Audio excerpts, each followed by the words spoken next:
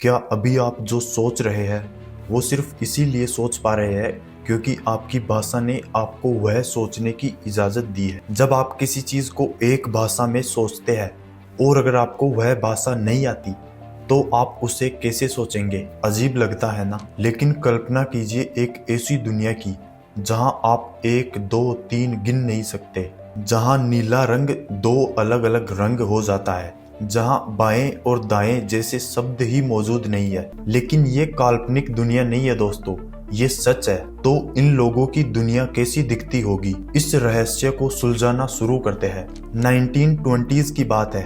2 American linguists थे, Edward Sapir और उनके स्टूडेंट बेंजामिन वोल्फ। ये नेटिव अमेरिकन ट्राइब्स के साथ रह रहे थे, उनकी भाषाएं सीख रहे थे और तभी वोल्फ को एक चौंका देने वाली बात समझ आई। होपी ट्राइब की भाषा में टाइम को पास्ट, प्रेजेंट, फ्यूचर 3 भागों में नहीं बांटा जाता बल्कि सिर्फ 2 भागों में।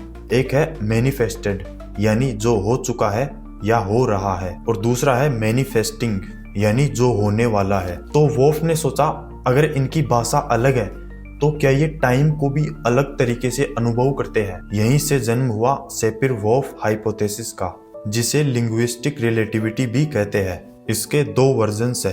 एक है स्ट्रॉन्ग वर्जन, लिंग्विस्टिक डिटर्मिनिज्म।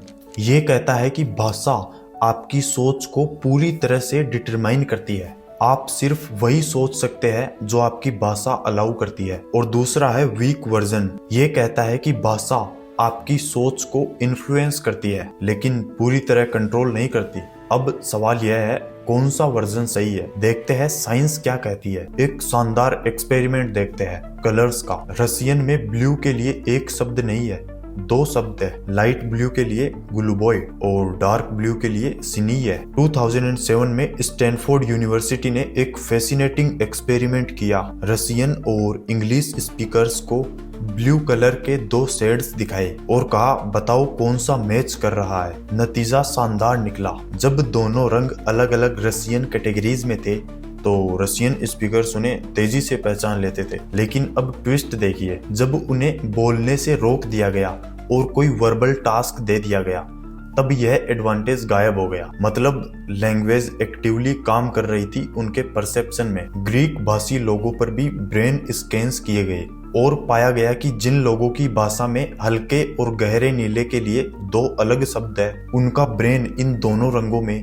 ज्यादा तेजी से फर्क पहचान लेता है। और यह ऑटोमेटिक था, कोई भी कॉन्शियस एफर्ट लगाने की जरूरत नहीं पड़ी। मतलब जब आप चीजों को डिस्क्राइब करते हैं तो आपकी भाषा उसे कंट्रोल करती है। अब चलते हैं अमेज़न के जंगलों में, पिराहा ट्राइब के पास। अब क्योंकि इन लोगों की भाषा में कोई नंबर्स नहीं तो ये लोग अजीब लगते हैं। इनकी भाषा में न कार्डिनल और न ही ऑर्डिनल, ओनली थोड़ा और ज्यादा जैसे रिलेटिव क्वांटिटीज के शब्द है। पिराहा लोगों ने खुद रिसर्चर डेनियल एवरेट से कहा हमें काउंटिंग सिखाओ क्योंकि हमें ट्रेड में धोखा मिल रहा है। अब क्योंकि एवरेट क्यूरियस था तो उसने सिखाना शुरू कर दिया। 8 महीने तक रोज एवरेट ने उन लोगों को काउंटिंग सिखाया। तो नतीजा क्या हुआ? एक भी पिराहा व्यक्ति 10 तक गिनना नहीं सीख पाया, यहाँ तक कि 1+1 भी नहीं। साइंटिस्ट्स ने एक और एक्सपेरिमेंट किया।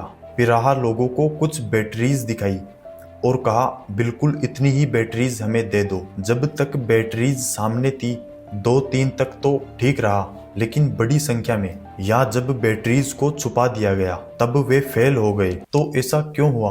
क्योंकि नंबर्स के वर्ड्स के बिना उनके पास उस इंफॉर्मेशन को मेमोरी में स्टोर करने का कोई आसान तरीका नहीं है। हम 7 कहते हैं और यह एक मेंटल प्लेस होल्डर बन जाता है। पिराहा लोगों को पूरी विजुअल इमेज याद रखनी पड़ती है। सोचिए, नंबर्स के वर्ड्स एक कॉग्निटिव टेक्नोलॉजी है। यह एक ऐसा टूल है जो हमें बड़ी संख्याओं को समझने और याद रखने में मदद करता है। अब सबसे फैसिनेटिंग एग्जाम्पल देखते हैं। ऑस्ट्रेलिया की गुगु यिमिथिर ट्राइब, इनकी भाषा में बाएं और दाएं जैसे शब्द ही नहीं है। वे सिर्फ कार्डिनल डायरेक्शंस यूज करते हैं, नॉर्थ, साउथ, ईस्ट, वेस्ट।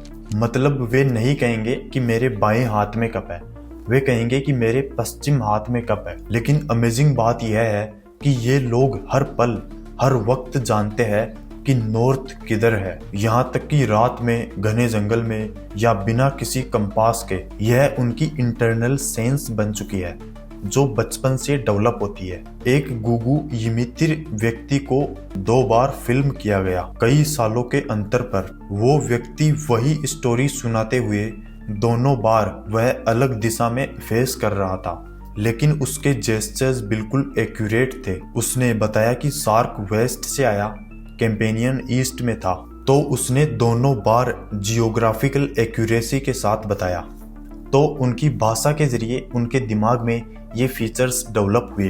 अब सबसे क्रिटिकल एविडेंस देखते हैं। अगर कोई लैंग्वेज ही नहीं है तो हमारा दिमाग कैसे सोचता है? ग्लोबल अफेजिया के पेशेंट्स जिन्होंने लैंग्वेज की एबिलिटी लगभग पूरी तरह खो दी है, वो भी एड सब्सट्रैक्ट कर सकते हैं, लॉजिक प्रॉब्लम्स को सोल्व कर सकते हैं, म्यूजिक अप्रिशिएट कर सकते हैं। डीफ लोग जो किसी फॉर्मल लैंग्वेज से वंचित रहे हैं, वे भी सोच सकते हैं images, emotions, cause effect relationships के थ्रू। हेलेन केलर ने लिखा, before my teacher came to me I did not know that I am. यह बताता है कि भाषा सेल्फ अवेयरनेस और कॉम्प्लेक्स एब्स्ट्रैक्ट थॉट के लिए जरूरी है, लेकिन बेसिक थिंकिंग के लिए नहीं। तो निष्कर्ष क्या निकला? क्या भाषा हमारी सोच को सीमित करती है? देखिए, लैंग्वेज डेवलपमेंट के लिए प्रभावशाली है, लेकिन एक बार जब ये डेवलप हो जाए तो हमारे विचार लैंग्वेज पर निर्भर हो सकते हैं। इसलिए न तो एक्सट्रीम लिंग्विस्टिक डिटर्मिनिज्म सही है और न ही यह आइडिया कि भाषा का कोई इफेक्ट नहीं होता। मॉडर्न न्यूरोसाइंस कहती है भाषा आपकी सोच को लिमिट नहीं करती, वो आपकी सोच को शेप करती है। यानी कि आप किस तरीके से सोचेंगे ये आपकी भाषा पर निर्भर कर सकता है। इसे एक लेंस की तरह सोचिए। भाषा एक ऐसा लेंस है जिससे आप दुनिया देखते हैं। वो लेंस आपको कुछ चीजें ज्यादा क्लियरली दिखाता है, कुछ चीजें कम। रशियन स्पीकर्स नीले रंग के शेड्स को जल्दी पहचानते हैं, लेकिन इसका मतलब यह नहीं कि इंग्लिश स्पीकर्स उन शेड्स को देख नहीं सकते। देख तो वो भी सकते हैं, बस रशियन स्पीकर्स के लिए इसकी पहचान करना ऑटोमेटिक बन गया है। पिराहा ट्राइब एग्जैक्ट नंबर्स को समझ सकते हैं, लेकिन नंबर्स के जो वर्ड्स होते हैं उनके बिना, यानी भाषा के बिना, उन्हें याद रखना मुश्किल है। स्टडीज ने यह साबित किया है कि कलर्स के नए वर्ड्स सीखने से लोगों की कलर डिस्क्रिमिनेशन एबिलिटी बदल जाती है। इसलिए वो कलर्स को ज्यादा प्रिसाइजली और एक्यूरेटली डिस्क्राइब कर पाते हैं और समझ भी पाते हैं। बाइलिंगुअल लोग अपनी दुनिया को अलग अलग तरीके से देखते हैं, डिपेंडिंग ऑन कौन सी भाषा बोल रहे हैं। इसलिए भाषा आपकी सोच को इन्फ्लुएंस करती है, लेकिन लिमिटेड नहीं बनाती। तो दोस्तों, आप लिमिटेड नहीं है। हाँ, आप अपनी भाषा के पैटर्न्स में ट्रेंड हो चुके हैं, लेकिन यहाँ खूबसूरत बात यह है कि आप एक भाषा तक सीमित नहीं है। आप अपनी मर्जी से कोई भी भाषा सीख सकते हैं। जब आप एक अलग भाषा सीखते हैं तो आप सिर्फ शब्द नहीं सीख रहे, आप नए पैटर्न्स और नया सोचने का तरीका सीख रहे हैं, एक नया पर्सपेक्टिव सीख रहे हैं। और सबसे जरूरी बात जानिए, जो भाषा खो जाती है यानी विलुप्त हो जाती है, उसके साथ एक पूरा वे ऑफ थिंकिंग। इसलिए हर भाषा प्रीसियस है, क्योंकि हर एक अपने साथ लाती है सोचने का एक यूनिक तरीका, देखने का एक अलग पर्सपेक्टिव। इसलिए आप कभी भी किसी भी भाषा को कमज़ोर मत समझिए। दोस्तों, मैंने पर्सनली जो चीज़ नोटिस करी है वो यह है कि जो भाषा जितनी ज़्यादा ब्रॉडर होती है, जिसमें जितने ज़्यादा शब्द और पैटर्न्स होते हैं, उसमें आप उतना ही ज़्यादा प्रिसाइजली कम्युनिकेट कर पाते हैं और वो आपको उतना ही ज़्यादा सोचने का पर्सपेक्टिव देती है। तो आखिर में मैं यही जागरूकता फैलाना चाहता हूँ कि अलग अलग भाषाएं सीखने से हमारे सोचने का तरीका एक्सपेंड होता है, और मैंने खुद भी इसे एक्सपीरियंस किया है। अब मैं भाषा सीखने का आसान तरीका बताता हूँ। जो भी भाषा आप सीखना चाहते हैं, आप खुद को उसी भाषा के एनवायरनमेंट में रखिए। जाहिर सी बात है, अगर आप एक ही भाषा को लगातार सुनते रहेंगे, बोलने की कोशिश करेंगे, तो आप ऑटोमेटिकली वो भाषा सीख जाएंगे।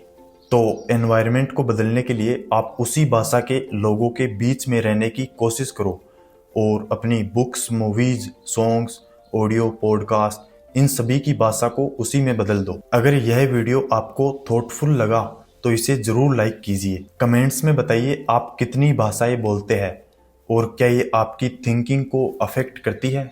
इस तरह की शानदार वीडियोस के लिए इस चैनल को सब्सक्राइब कीजिए और बेल आइकन को दबा दीजिए ताकि नई वीडियोस की नोटिफिकेशन सबसे पहले आप तक पहुंचे। Thanks for watching. मिलते हैं अगली वीडियो में।